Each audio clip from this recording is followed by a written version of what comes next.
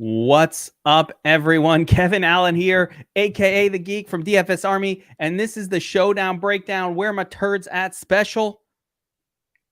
Bengals at home taking on the Dolphins. I've got 2x Millie Maker winner Bobbywow, aka Bobby Millions, here with me. We're going to break down this game. We're going to give you all the angles. We're going to give you the best captains. We're going to give you the best everything.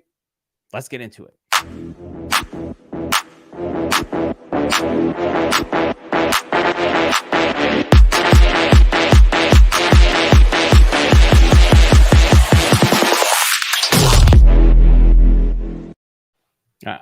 Bobbywow, I can't even start this one before we talk about the call I made on the VIP Showdown on Monday night. It's pretty rare that you nail it to this extent, but kicker in the captain, kicker in the MVP, all the monies for those who followed along. I said it, we called it, low scoring games, the rare situation where the kickers, I almost called the final score until like a little bit of action at the end there, but I was like 15-12, kickers go crazy. And then it happened. You were so right. Oh my gosh. It's like, and you're right. You prove me wrong oftentimes, which is just, I hate to admit it, but this was another case. And literally the whole game script, I think on the podcast, you said it's going to be 12-9. It's going to be a field goal fest. And I'm watching the first quarter. I'm like, oh my God, it's happening. It's happening. It's happening. So kudos to you. Even the sun shines on a dog's ass every once in a while. Broken clock is right even twice a day. That was awesome, though. Watching that game and I was like, if the kicker is the MVP, I'm going to lose my shit. That never happens. And I was like, I said it, even on FanDuel, no one will do this. No one did it. That was $1 million play. So hopefully that worked out really well. And now here we are. We're back. And this game is much more exciting between the Bengals and the Dolphins. Two pretty good offenses. Bengals got some issues going on. Maybe they're going to get them cleaned up on that offensive line. A lot of sacks, little weird, kind of underperforming this season. But, you know, it's a Thursday night, quick turnaround game. Anything, I know we do Thursday night breakdowns all the time, Bobbywow, but anything like, do you think that being the short prep time, teams kind of do anything different on Thursdays? Have you kind of observed anything? Thursday games are just weird, but I don't really have like a statistical thing I could point to. I don't know that I have a statistical thing to point to either. I mean, just to your point, it was kind of interesting. I was watching some interviews from last week. And like there was one with Tyree where the reporter's like, hey, are you ready to go up against, I think it was Eli Apple, whoever it was. And Tyreek's like, what? We're playing? We're playing in prime time? Wait, who are we playing? Like, so I think that's very real. It's very real that it's a short turnaround. Now, how much that changes the game flow, I don't actually know, but it's worth acknowledging that some of these guys didn't even know. So yeah, it gets weird like that. But so I think teams come with a simpler game plan, maybe a run heavy approach. Sometimes teams that have been leading heavy on the running back don't want to run him because he's just been beaten up a couple days before. They go the opposite. So it'll be interesting to see how this one plays out. I think the biggest question mark in this game before we get into the matchups is just the health of Tua. Yes. Is he back? Is he fine? I think he should be fine. Came back that game, did the wibble wobble. Did you see it? You saw the wobble, right? And you saw the play where he smacked his head on the ground. How is that not a concussion, Geek? How's that a back thing? I play fantasy football for a living. I'm not a doctor. I don't know. I don't have the medical knowledge of what. I mean, he did the wobbles. We all saw the wobble. It was real. Apparently wasn't a concussion. What are you going to do? Who are we? Yeah, what the hell do I know? I'm starting Tua over Russell Wilson in my season-long league. That's why. Okay. All right. That's all I know. All right. Let's talk about the matchups in this game. Tyler Boyd season last week. Where did that come from? Geek, he has been a little bit back. I went back to last season. He scored a touchdown in 5 of his last 6 games. So T-Bizzle, his stock is rising. I don't know if it's rising. He's just been doing that. That's what he does. It's the same guy. He's been doing this for a while. So taking a look at the Cincinnati side, obviously we have not seen the ceiling game from Joe Mixon as of yet this year. Last season, 6 appearances in Millie Maker winning lineups. Nothing so far this year. This is an unintimidating Miami run defense. It's not bad. It's not good. They are literally ranked 17th or 18th in fantasy points allowed to the position. So it's a neutral defense against running backs. We'll see. I think Mixon is in the mix. You like that. So Samaje Perine, the backup. We always play the backup running back in a couple lineups if you're making 150. Jamar Chase, T. Higgins, and Tyler Boyd. I don't even know what's going on with these numbers here, but generally these guys are all 3 on the field at the same time. I'm just ignoring the 67%. I don't know what that's about. I know T. Higgins was out with a concussion for a game, and that's messing with. I don't really know what this. I guess I don't know what that's about. But in general, you expect to have all 3 of those guys on the field at the same time. I do think it's interesting just how little the Bengals throw to the tight end position. We don't really have to worry that much about these guys, but Hayden Hurst is the only one getting targets, so. Yep. He's the guy that would be of interest there. With the Bengals, it's always choosing between Chase, Higgins, or maybe going with Boyd, and we'll see. That always makes it difficult when all 3 are in the game. Taking a look at Miami, what I like about this game is, okay, there it is. See, fucking Kanger always knows. Always knows. I'm like, what happened here? That's what happened. So he came out a little bit. There we go. So on the flip side, we've got Miami. Tua did the wobbles last week, but he seems fine. He's back. He's going to play the game. All good. The running back position is weird. And quite honestly, I don't really know what to make of it. Chase Edmonds scored more fantasy points last week, but Raheem Mostert was on the field more so as the lead back. He got more of the carries. Snap percentage a little bit more.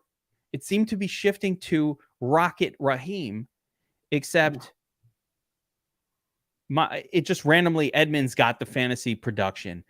So I don't know. It's funny because even receptions wise or targets wise, Raheem was targeted a little bit more last week. But again, we have to ignore the production and pay attention to the snap count. So it seems that Raheem Mostert is the 1A.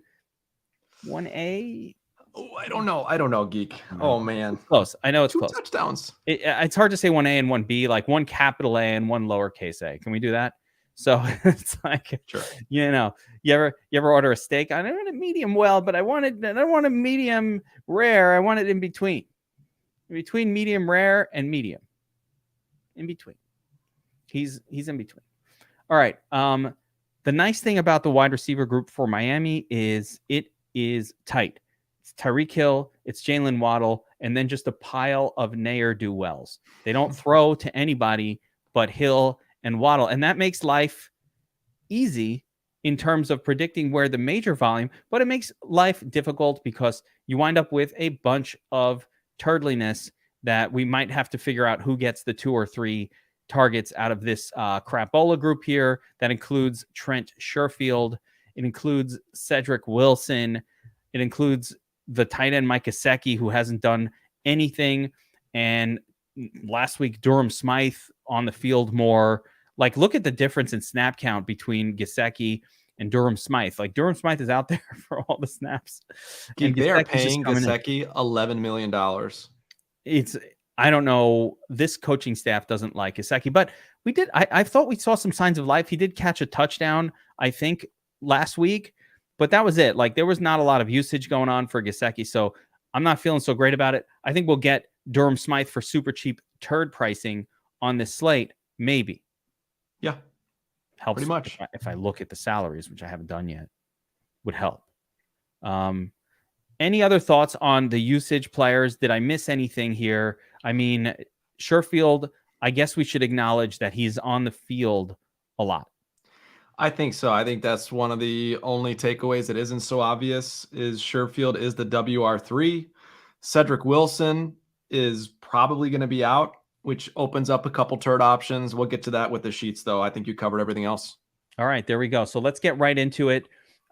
Take a look at the cheat sheets for this one. Actually, before we get into it, we got to talk about our show sponsor. Sorry, guys, but show sponsor, which is awesome. And actually, I'm going to hook you up here if you're watching with a little info on No House Advantage. We love this site because there's overlay. It's an over-under parlay prop site, right? And they have the versus the house games, which a lot of the over-under games have. I like their format. It's a beautiful sort of visual UI that they have going on their game. And I really like it. And you just, it's very simple. You pick two props, you over, under, and you can make a multiplier on your money against the house. But my favorite are these big tournaments. They're doing one for Thursday Night Football. And basically it's 7 props. You assign a points value to each one. You pick who you like. So if I want to do a Raheem Mostert prop, it's 40.5 rushing yards. I pick that.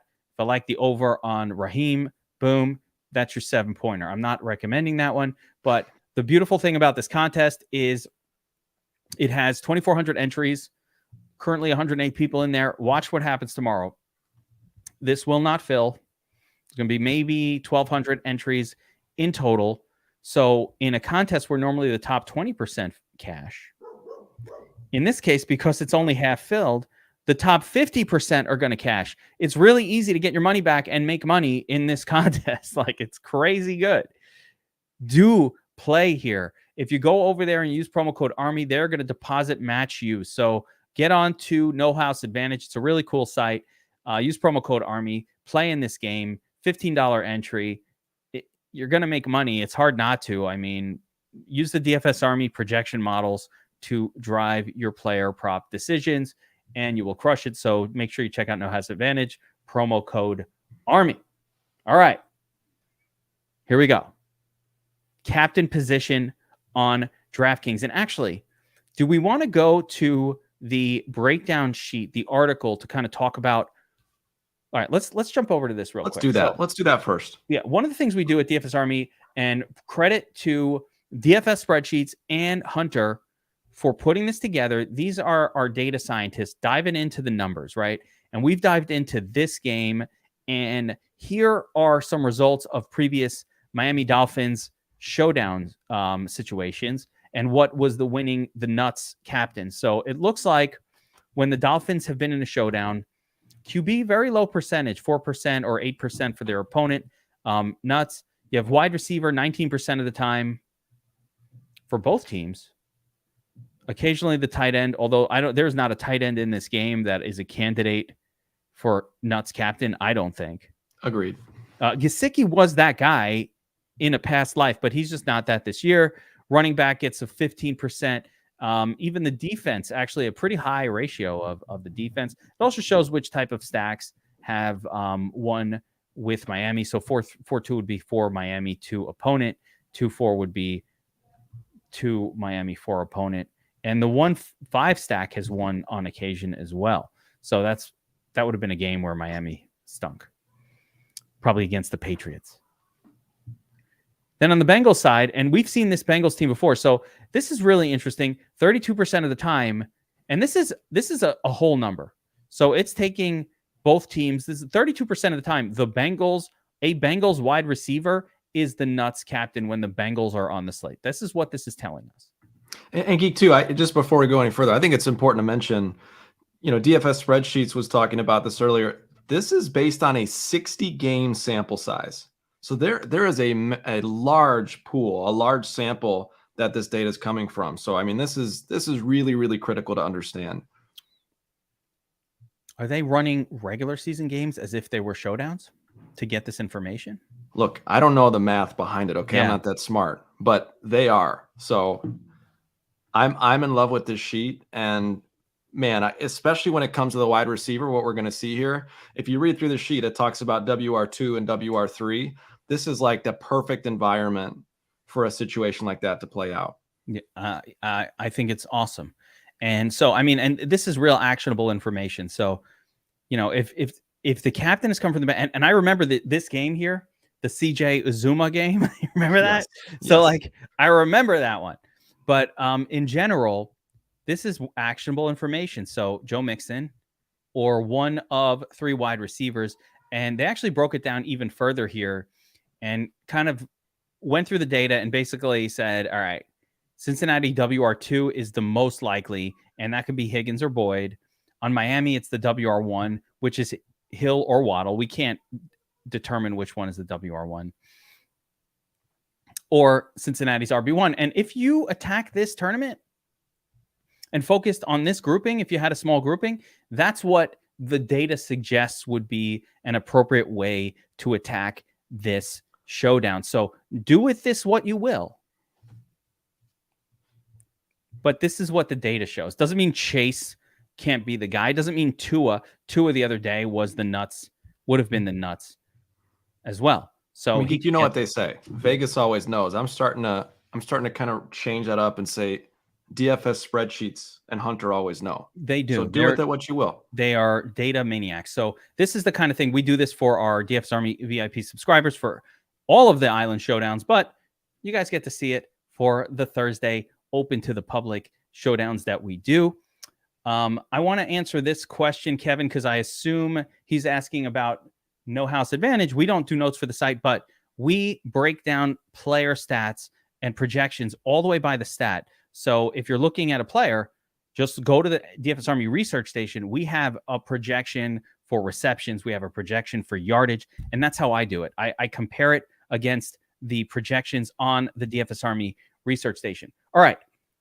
Now we're talking showdown. We're talking captain position. And Bobbywow, this is your sheet this week. So start at the top. Ja'Marr Chase. Look, I think, we've covered it several different ways so far already. These Cincinnati wide receivers and these, the main wide receivers from Miami, they're top plays. Each of these guys, particularly Chase, Higgins, Waddle, and Hill, they're all slate breakers, right? We've seen them put up, the highest score on slates like this before. They could easily do it again. And truth is, none of them are outrageously priced. So as you'll see when we build lineups, it's not like we have to avoid one of these guys because their price is so high. So all the wide receivers, those 4 wide receivers, their ceiling is big enough to the point where even with their salary, we're considering them in a big way for captain. I'm looking to see if there's any real ownership discrepancies here, captain ownership, and I'm not seeing it where it looks really spread out, right? Everybody's coming in around 10%. And I think the one thing, and I put this in the notes, I think the one thing we'll see, and it's already started a little bit, is there's this discrepancy between Jalen Waddle and Tyree Hill, right? Everybody wants to play Tyree Hill. They've seen Tyree Hill with the Chiefs. Tyree Hill had a big game a couple games ago. And so earlier it was like 11% to 10%. Now it's spreading a little bit. They're 10 and 7. So I think we continue to see that spread a little bit. That might be one spot where it's worth some extra looks if you're looking for leverage. Yeah, I could see it. I mean, just going with Waddle instead of Hill. Okay. And he's had the better season, statistically speaking. So, I mean, either are great options. They're both great. And we know Ja'Marr Chase's upside is a 50 burger. We've seen him do it. We know it's there. I will say, matchups wise, I don't honestly know which of the stud wide receivers will get Xavier Howard treatment. Like, I'm assuming it's Chase, which should potentially, I mean, you would assume that, but like, isn't T. Higgins kind of the same shit? Like, I don't know. I don't think we could definitely say Xavier Howard is going to be on Ja'Marr Chase. It feels like the days of the shadow coverage have slowly begun coming to an end. So it's hard to draw straight conclusions from that. It always gets me in trouble.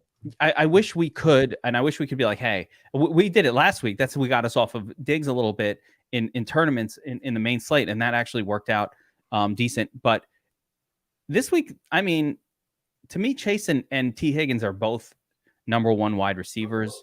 Yeah. So if Howard is an elite cornerback, but they have one on Miami, and I just kind of think whoever he winds up on is who he'll be on for that play. And I don't think he's going to shadow either of them. I can't imagine why you would want to shadow one. It would. So, yeah, I mean, my goodness, BJH Blitz had Boyd last week. Like, no one played Boyd. Big time. Yeah, that's good times. So continuing on, obviously all of these stuff. Basically on DraftKings, we like pass catchers primarily. What we don't like are pocket quarterbacks. And you're telling me, Geek, but captains are in play here at these salaries. So the reason that you're saying, hey, Kev, this time maybe it's different. Normally the quarterback is the highest priced player, or right up there, one of the highest. Here we're getting the QBs priced 4th, 5th, 6th highest on the slate. And for that reason, is that making them viable? I think so. I put it in the notes. Every time I feel like I have to mention you because it hurts my heart putting them in the notes, and I know it hurts yours. They're always there, and I'm always like, why? I haven't played a quarterback and captain other than a running quarterback. I just don't do it.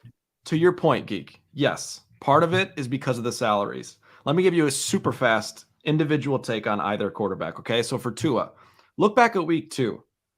Tyreek Hill, Jalen, Waddle had ceiling games. They smashed. You know who actually outscored them relative to their salary? Tua.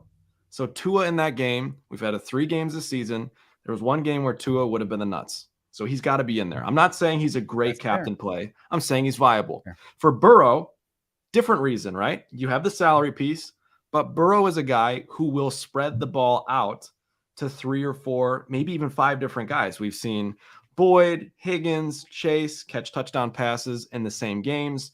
We've seen Mixon. We've even seen P. Ryan catch a touchdown pass. P. Ryan. So based on that scenario, that's how Joe Burrow ends up as the nuts captain. Again, I'm not saying it's likely. I will not be overweight on these guys, but I'm saying it is viable and at least worth a note. It's worth a note. I'm going to be under the field on that situation for both of these guys. I think the pathway to the nuts for those quarterbacks is slim, but understand why I do it. I don't do it for the individual game. I do it because over the course of a season, these quarterbacks are played almost at a 40 or 30% clip at captain, and they just don't win anywhere near that rate. And if you actually remove Josh Allen and Lamar Jackson from the discussion, like the quarterbacks win at like a 5% rate or a 7%.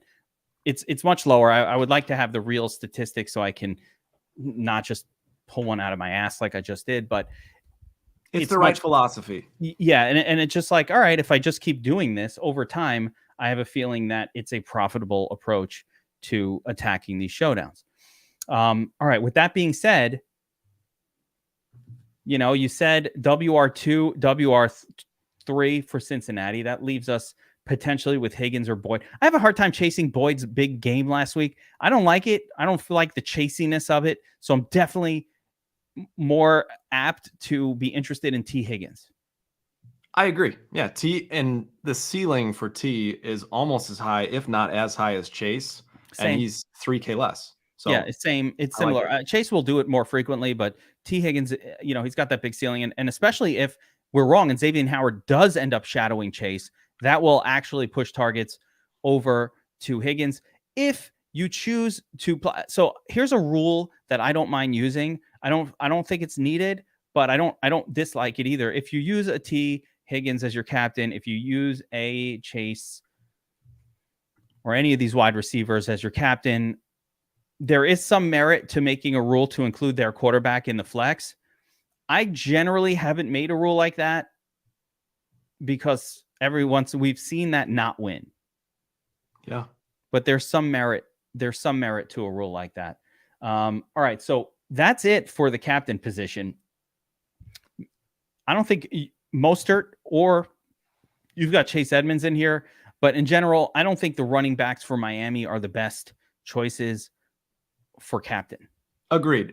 Edmonds is the silly for the millie. Yeah. 1 star. That's why he's in there. That was my kicker play. On Monday. I put in there Edmonds is going to win someone $1 million one of these weeks. I doubt it's this week. All right. You want my silly for the millie? I can't believe it happened, but Geek said it and then it came true for this one. It's so unlikely. It's so unlikely. Dolphins defense. I can't brush that off after last week. After what happened to me last week, I will say, yeah, viable. Burrow sacked 7 times in week 1. Like, Dolphins defense isn't that bad. Just saying. It's fine. Yeah. Seems unlikely. But, All right. Timestamp this in case that comes true so we can play that on social media for the rest of the week. All right, moving on. One quick mention before we move on too far. Joe Mixon is where I am planting my flag for this showdown. I think you like to say stud off a dud, Geek. I'm saying stud off duds for Joe Mixon. So I love all the plays we talked about. Joe Mixon he will be my highest exposure when it comes to captain MVP. I like that you put him as the only all. So, I mean, it's very clearly differentiated here on your sheet that this is your favorite guy. He got the 4-star, but the all category, meaning this is the guy that you probably want to use in cash. And what I like about your Joe Mixon call is the salary, right? Price and volume. Yep. He doesn't actually have to outscore Chase and Hill to definitely be in the not. Listen, I love these wide receivers probably more, but I think they're more obvious. And again, Joe Mixon, Joe Mixon has won the Millie Maker. He's been in it. He's a 30-plus point upside running back when things are going his way. So I like that. And actually, when he's smashing, it probably means a lot of these other guys aren't having as good of a game, so it helps. Any rule with Mixon? Do you make a no? So on your Mixon lineups, do you make a no Dolphins defense opponent rule? I think, I struggle making rules. I don't know if I'm going there. I probably won't have Dolphins defense much, so I don't know that I'll have to make a rule there. Why not? I think the other rule to consider would be no Joe Burrow in your Mixon captain lineups. Yeah. I know you're a fan of that with Mixon and Burrow at least. So I would say consider those. Definitely. Yeah, on a main slate. I don't know about a showdown, but yeah, I mean, I could see it. Oh my gosh. You would get furry in a hurry with Gesicki. He was a captain once, but the way they're using him, that could do it. I want to get furry in a hurry. Where's the cat? Sweet Lord. Okay. Anyway, turd zone, guys. Turd zone. So let's just go to where we're going to save some salary to make a lineup, because in the end of the day, we are often forced to use some shitty turd in our lineups. And right off the bat, and I'm a little surprised you didn't give him a little extra stizzy, a little extra star, just to differentiate, because I think Raheem Mostert is better than sort of a Gesicki, Hayden Hurst kind of play. He does appear to be the primary running back. I might have, and at 40, no. I think you could make the argument, I guess. For me, it's hard to run the football against the Bengals. Their run defense is solid, and the way you beat the Bengals, at least so far this season, is with a pass-catching running back. So, yes, Mostert got 2 more carries than Edmonds. I think Edmonds is the more dynamic running back. And, Mostert, I think, got 11 yards on 8 carries or something ridiculous like that. So I'm not willing to say he's the RB1. And I really think Edmonds is the more effective back in this game flow of this game style. So that's okay. Where I'm at on those two guys. That's fair. So you're favoring Edmonds a little bit, and that's fair. And Edmonds is coming off a much better game. He's coming off a much better game than what Mostert had, even with Mostert getting a little more volume. So that's totally fine. Samaje Perine, he's priced up to the point where a lot of times we'll play the backup running back in case the starter gets hurt. You can't do that here. He's priced as a starter. I don't know what this is about, to be quite honest, what the $7,400 number is. He scored a touchdown last week. Big shit. Like, he's still the backup running back, and they didn't price him in a way that makes it usable at all. I think it's too expensive. There are murmurs, Geek, and this is just to play devil's advocate because I'm 1,000% with you. But there are rumblings, and I think it was really one beat reporter that kicked this off, that Joe Mixon deserves less snaps, and Perine deserves to cut into those snaps because he was PFF ranked the #1 blocker last week, and he ran routes more efficiently and yards per carry, all these different things. I don't buy it. So I will agree on one thing.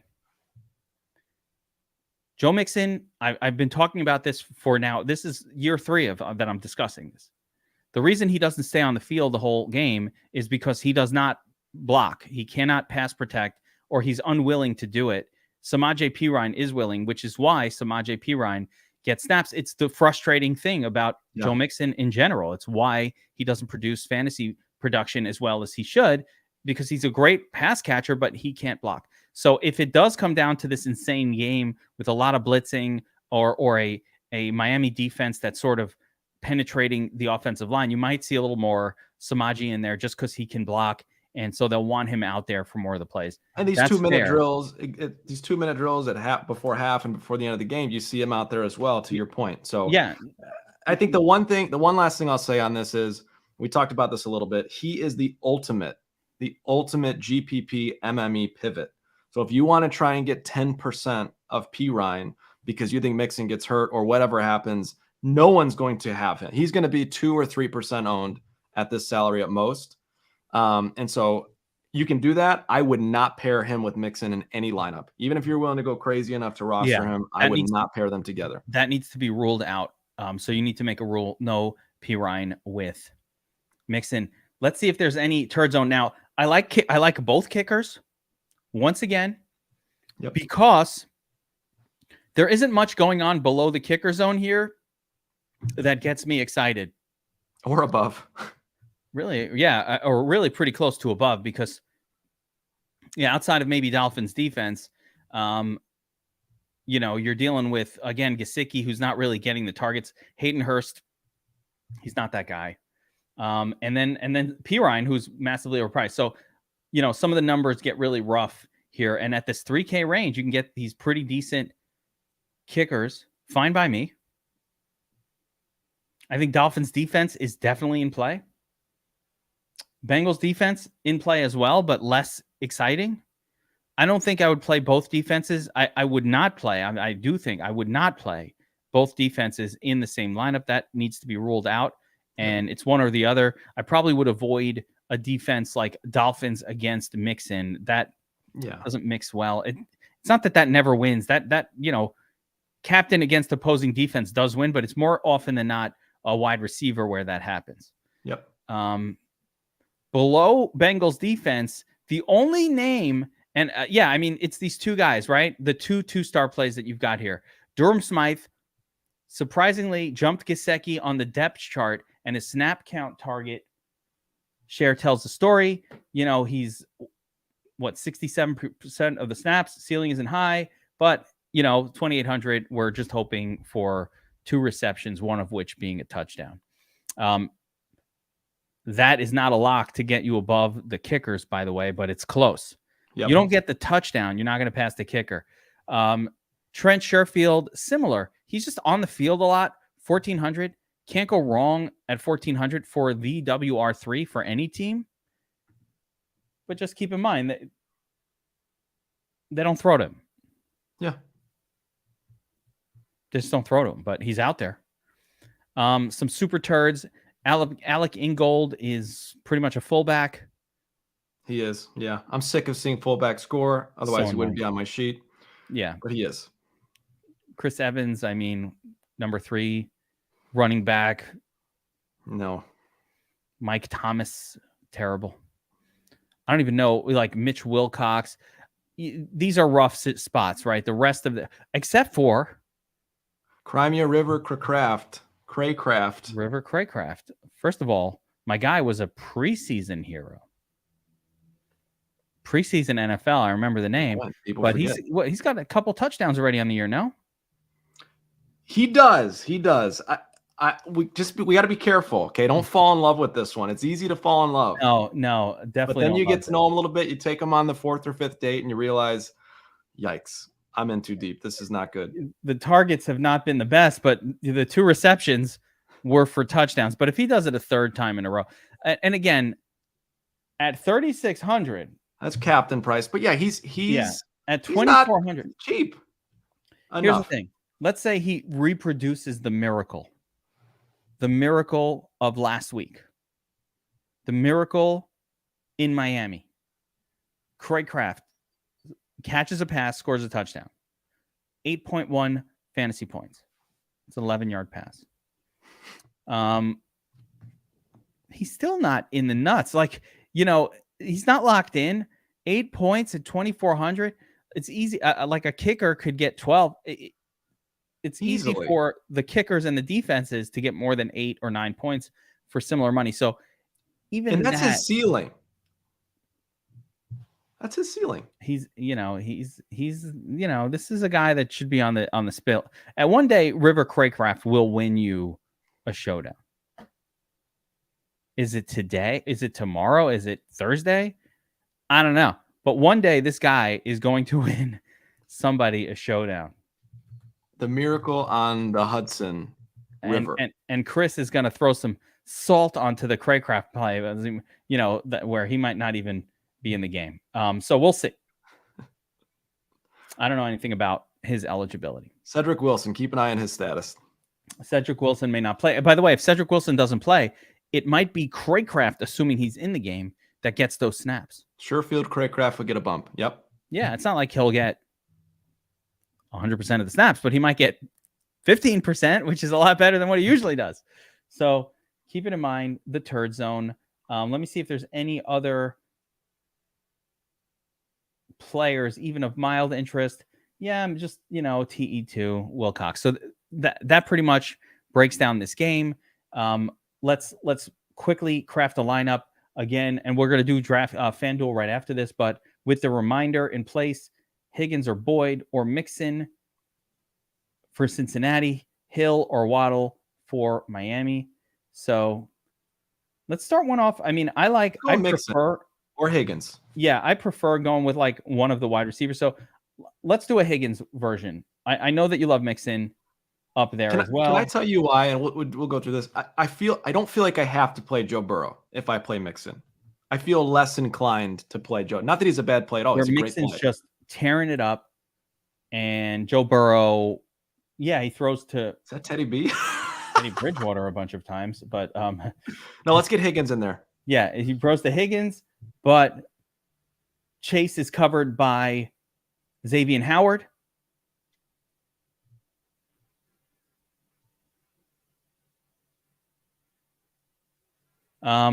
I'm just Dylan, hit me up after, but I thought there was a bug there that we thought we fixed where if you unchecked the player in the captain position, then when you put him in the flex, it was giving a problem, but I wasn't able to replicate it. I thought that was cleaned up. So maybe clear the cache, but maybe show me exactly what you did so I can replicate it after the show here. So with T. Higgins, we're putting in Joe Mixon. 77,000. See, this is actually a decent amount to spend. We are going to have to find one cheapie to play in this grouping. And I think every lineup, you're going to have to make a choice down here. I usually tend to default to the kickers, but it could be Durham Smythe. I like Jason Sanders a lot. I think, him or McPherson are the best options down here to me. Yeah, I'll throw in Jason Sanders right there. That's fine.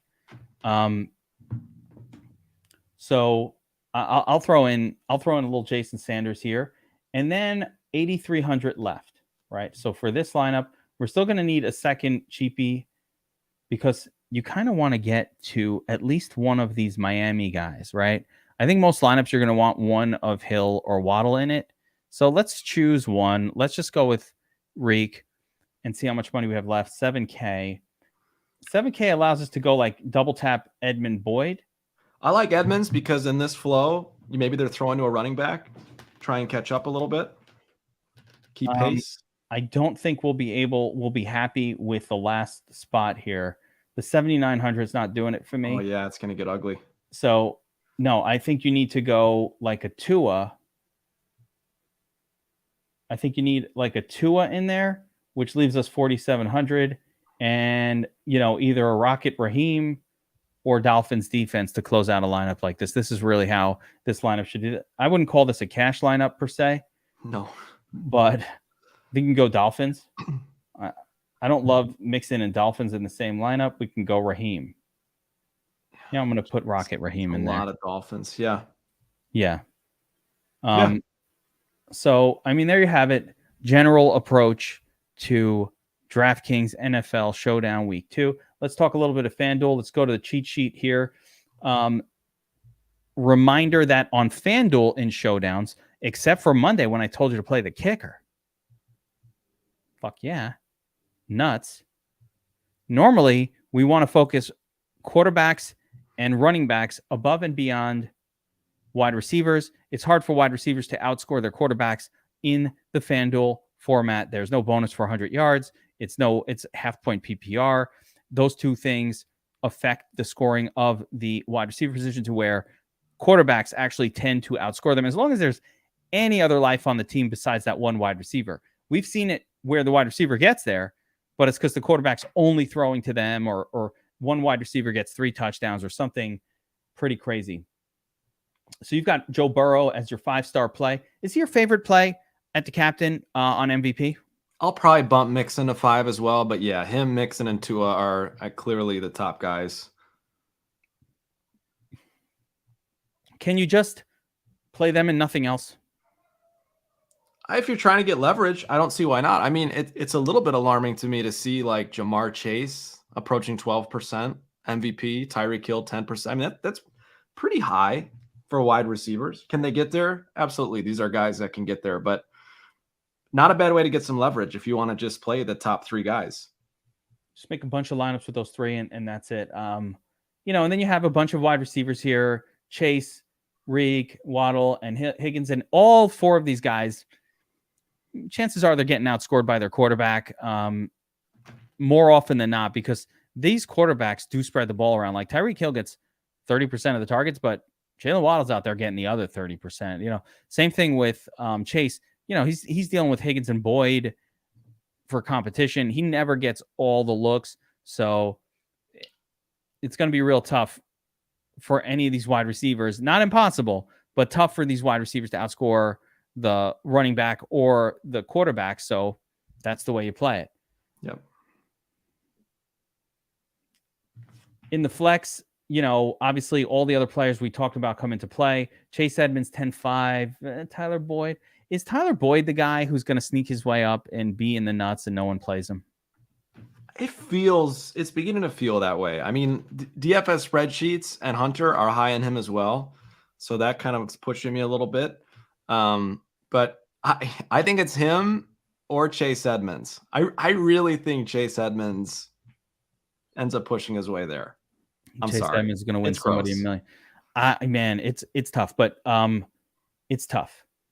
Yeah, and I kind of agree. I don't know if they want Mostert to be the guy. I'm not sure what's going on there. Chase Edmonds, I thought was going to be the guy, and then week 2 it was all Mostert, and then week 3 it swung back a little bit, or 50. I just think it's ugly. It's ugly for both of them. It is gross. Edmonds has that explosive upside that probably Mostert. He scored twice. Edmonds scored 2 touchdowns last week. I mean, Mostert has less of that. Let's see pricing. Hayden Hurst at 7K. Yeah, he's gonna. I hate Hayden Hurst as a player, as a person. I don't have anything against person. No, I was just kidding. I don't know anything about him. But first round draft pick, not that good of a player.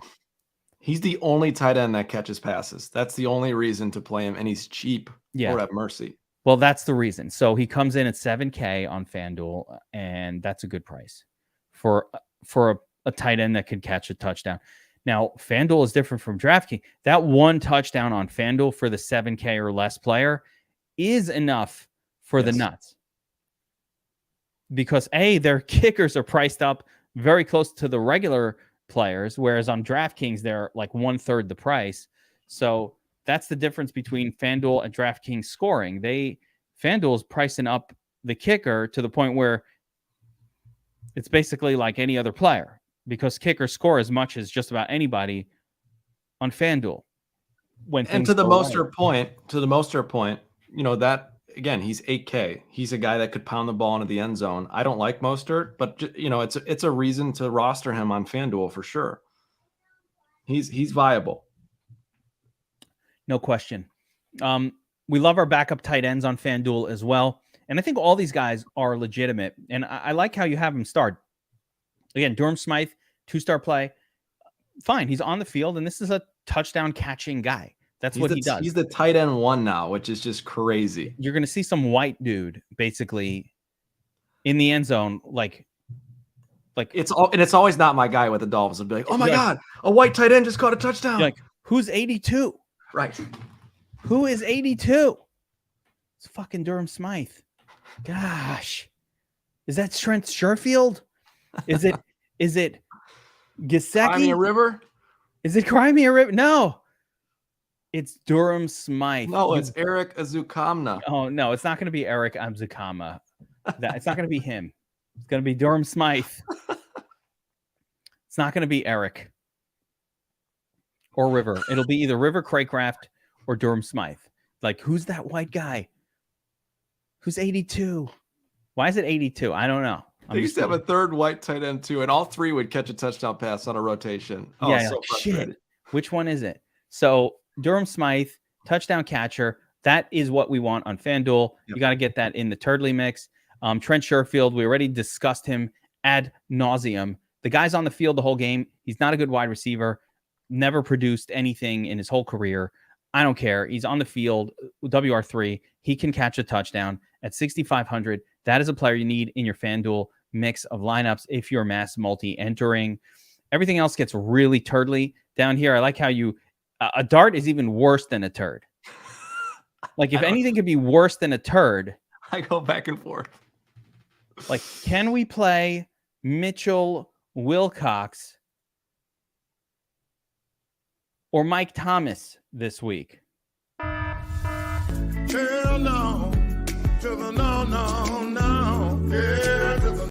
I actually think we can play, you know, at like we need hopium, man. That's what we need. Yeah. The only reason you would play River Craycraft this week is if you're smoking the hopium. Hopium. Oh, it's so good. It's so good. So good. It's so good. The hopium. All right. So with that being said, let's see about putting together. Oops, I have something on screen. Don't look. All right. So let's see about putting together a little something on FanDuel. So, you know, perfect world on FanDuel. If I'm playing a cash lineup, I'm usually trying to squeeze both quarterbacks in there. I would love to get my primary running back in there. Then I want kicker. Now, here's your choice, but then I want to get a kicker and one other player who has any sort of a chance of scoring any kind of points, right? So we put in Evan McPherson, the home kicker. You got 8K left, and honestly, this leaves you with a decent Raheem Mostert. You go Mostert. You can go Hurst. Yeah, there's all the tight ends down here. Now, it gets better if you kind of go with a Hurst or a Sherfield, although I think that's getting away from cash.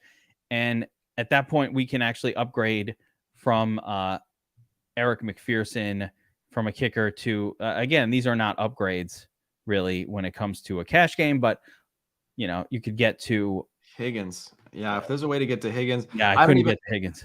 I don't mind Boyd necessarily just because of what he opens up. But yeah, I mean, there's several different ways to put together your cash lineup in this one. But I would be if I was, again, just throwing this together real quick, I do like to get, if I can, I like to get both kickers in my cash lineup on FanDuel, but it does not leave you the best final option. Like, I'd want to have at least Higgins or Mixon. So my preference would be to go probably Mixon here.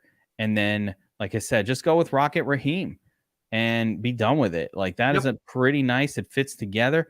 The numbers work. Spent the full salary cap. Bam. This will never win the Thursday million. The cash lineup is not designed to win the contest that I just put in. I just put in to track it. They're like, why do you do that on the show? I like to track it and see if it cashes. More often than not, these lineups we throw out there on the show actually cash. And I'm like, oh, wow, that cashed. I bet a bunch of people played it. You know, not supposed to, but I bet a bunch of people played it. So with that being said, Bobbywow, any final thoughts? Do you have a favorite turd on the slate? I'm sticking with my gut. I'm planting my flag on Joe Mixon. I think he's going to have a solid game. And I like running it back with Chase Edmonds. I really do. Man, Chase Edmonds is rough. He could pop off. So I'm not going to, I don't disagree, but that volume, he did it on one target. I mean, it was just rough. It's 2 a touchdowns. bold call. It's not, don't Yeah. go nuts. I'm just saying that's my bold call. Yeah. Edmonds. I'm going to lean Mostert as the better of the 2 running backs for Miami just to go against you. I love it. Yeah, I'm going against you. Xbox, clip this. That's it. That's happening now. What is it? Xbox? Are we going to play Call of Duty afterwards to duke it out? So where were we? So yeah, those are the turds, and of course, yeah, there we go. Craycraft. We're getting all kinds of info. But it looks like Craycraft was signed and can play. So Craycraft season does not start. No, we're just kidding. But yeah, that's going to do it for this one. I lost my place. I don't even remember what we were talking about. So we're going to end it there. You've got your battle blinds drawn here. WR2 for the Bengals, Mixon, Higgins, those guys. We want to keep it low priced. Wide receivers for the Dolphins in the captain spot. We don't know if it's going to be Waddle or Hill. Who cares? Play them both. Good luck tomorrow. Good luck tonight if you're watching on Thursday. This goes. I forget. And let's crush another showdown. Remember to put your DFS Army avatars in your accounts. And when you get those wins, tweet it at DFS Army. You could win a DFS Army swag t-shirt. And it's a fucking glorious shirt. I'll tell you right now, Bobbywow. I tried on 22 different models of shirt before selecting the current DFS Army swag shirt. Wow. It's like Egyptian cotton, 800 thread count, soft, thin, feels like a cloud. We need you to release a picture in each of these shirts as well. Maybe like every week of the NFL season, you release a new picture. Yeah. So no we one get the look and any feel. more pictures of me. They see my face. They hear my voice. They're sick of me. Keep telling me it. I get the DMs. Suck. Hopium. Somebody was like, you told me not to play Devin Duvernay and he fucking scored a touchdown. You suck. I was like, bro, he got 1 target. Like, what do you want from me? It was a touchdown. You're going to play River Craycraft in your season long? Leave me alone. All right. That'll do it for the showdown breakdown. Where my turds at? Bengals, Dolphins. I'm excited for this game. Way better than the shit fest we saw on Monday night. So let's hope to enjoy a good game. As far as betting goes, I think I don't like this game for betting. I think it's really tough, actually. I took the Bengals, but only because I think either team can win the game. And Bengals were getting some points. Not the Bengals, the Dolphins. Did I say Bengals? I took the Bengals. I took the plus money because I think this game could go either way. I parlayed the Bengals in the over. That's where I'm at. You parlayed the Bengals single game parlay and the over. Yes, sir. Nice. I like the idea of teasing it up. Me and John were talking about this on the game plan of teasing a game like this. So what he was saying is when you kind of think it's close, you take the 2.5 team, just the underdog, you tease it up to like 7.5 with another similar situation. And then you get these 2 underdogs, but at plus 7.5, which just, if you get plus 7.5, you feel a lot better about a play like that. The game like this feels like it's destined to end close. Absolutely. So that's why that was my concern. It just feels like destined to be a close game. We'll see. And if Tua's back is screwed up, all bets are off. Yeah. All right. I like it. All right. That's how we do it. We'll see you guys next time on another Showdown Breakdown. Where my turds at? Good luck, everyone.